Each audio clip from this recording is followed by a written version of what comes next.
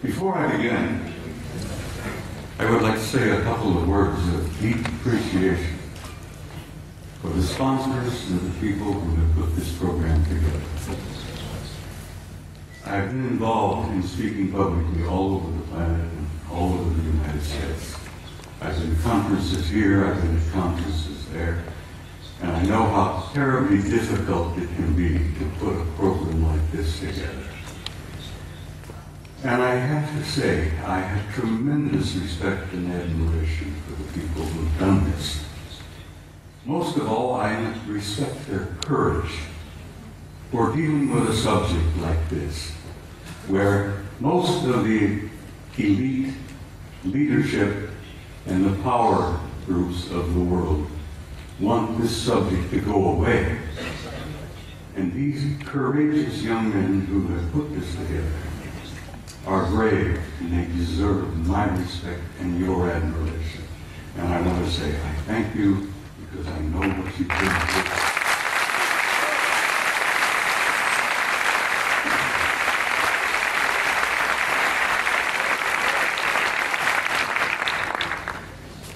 Now, I must explain something else to you. I never read from a script. I don't have a prepared script to follow. I get up on a stage and I talk to people like yourselves and I kind of wing it. I have so much material and I have such a problem of keeping it under the allotted time that I've been given.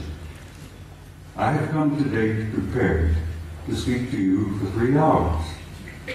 I'm only allowed 1 hour and 50 minutes. So something's going to have to give. But bear with me, I'll do the damnedest job I can. And it's important that you see the photographs of the NASA pictures that I have brought with me. Now, my journey began 45 years ago.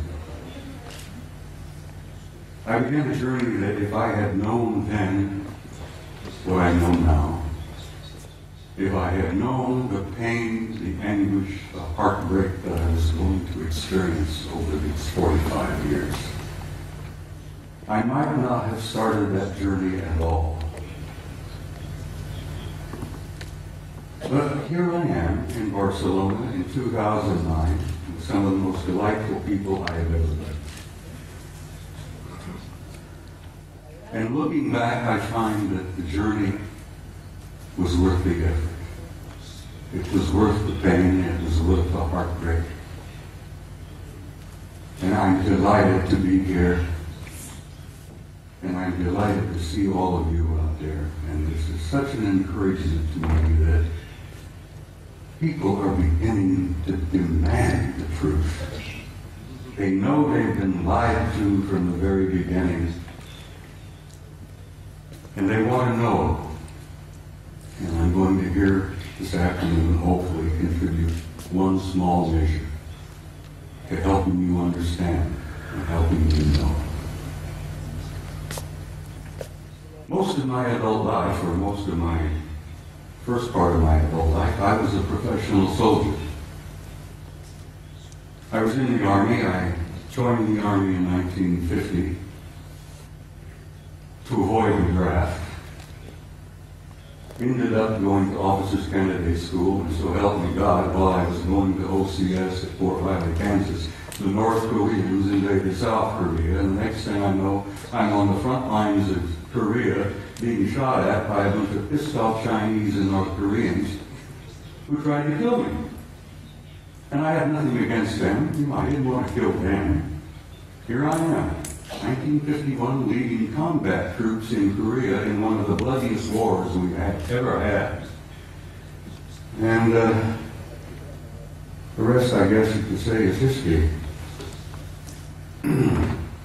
I led combat troops in Korea in 1951.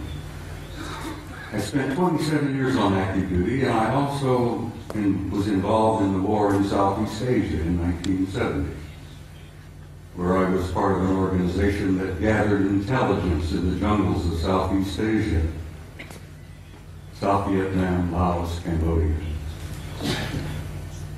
And let me tell you, some of those years were rather harrowing.